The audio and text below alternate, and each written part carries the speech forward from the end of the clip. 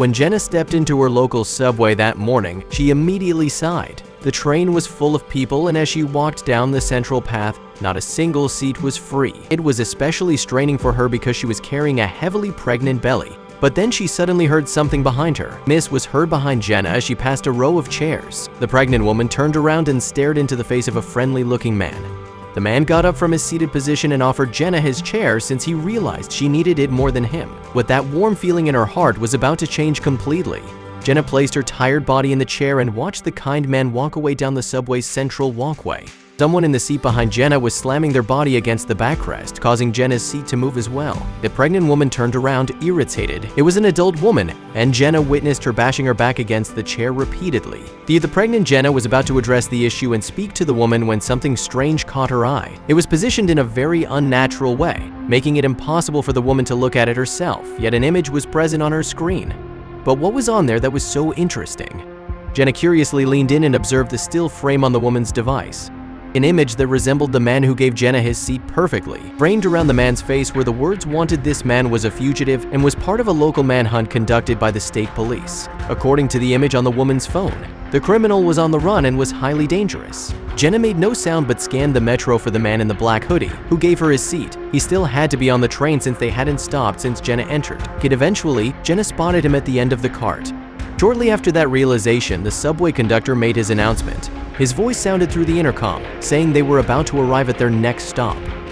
It was Jenna's metro station, where she needed to get out and walk the last part to her house. Jenna hurriedly left the subway cart and walked across the busy station platform. This time, he stared back at her through the thick crowd.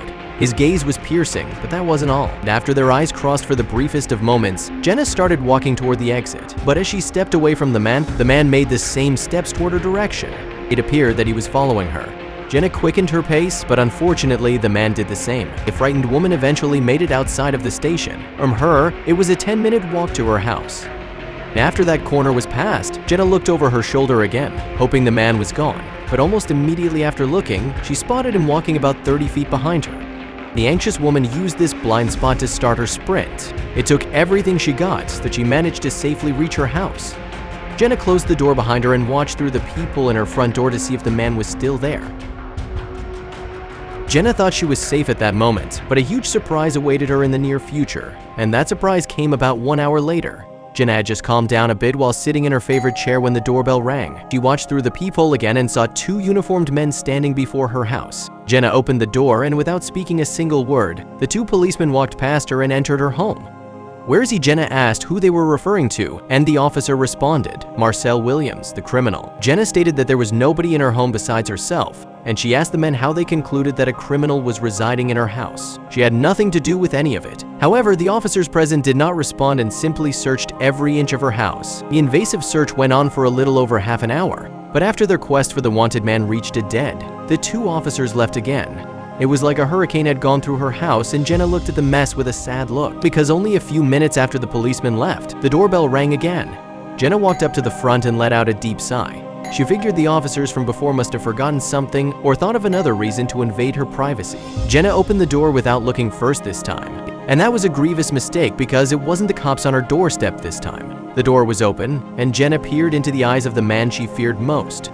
Jenna let out a small scream as she looked into the eyes of this wanted man. But a moment to freak out wasn't in the cards for the frightened Jenna, and Marcel pleaded with her to stay calm and quiet. He then asked Jenna as the cops were gone and politely requested entry to her house. She felt she had no choice and shook her head, inviting the man inside. "Miss, can I see your bag, please?"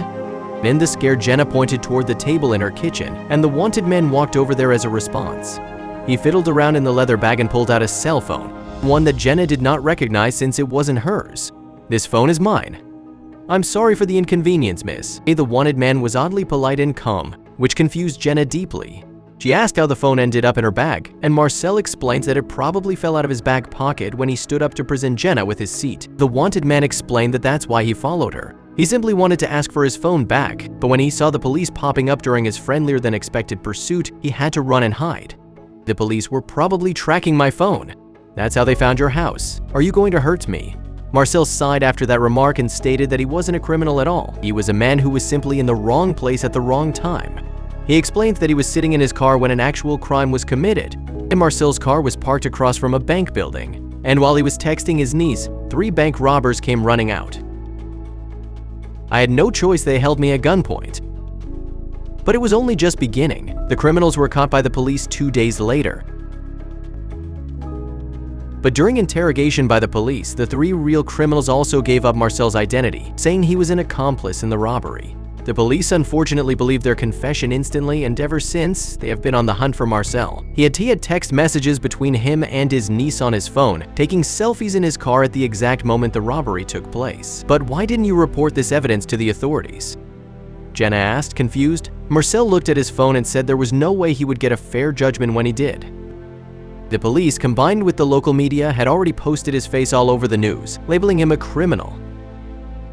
But after all this, I lost the nerve to show my face. Jenna's heart broke after hearing Marcel's story. She couldn't believe that an innocent man could receive such horrible treatment. Jenna gave Marcel a determined stare and stated that she would help him. She told the desperate man that her uncle was a lawyer who was surely willing to help. The brave woman ran to the phone and called. Just a couple of hours later, Jenna's uncle arrived. He didn't know what he was called in for, but when he saw Marcel's face, a sense of shock fueled his expression. He sighed, but Jenna calmed him down, explaining the entire thing with Marcel's help. And fortunately for Marcel, her uncle also believed his story. He ended up convincing Marcel to turn himself in, and with his 2 new friends having his back, the innocent man finally dared to do so. He was arrested but had his moment in court shortly after, and the police and the media were in for a huge surprise because Marcel's evidence was unmistakable. With Jenna's uncle by his side and the evidence on his phone, Marcel was found innocent instantly. His name was cleared in all media, and the police needed to pay him a large fine for mental harm done. Jenna was happy, and a few months later, they celebrated Marcel's freedom during his cheerful birthday party.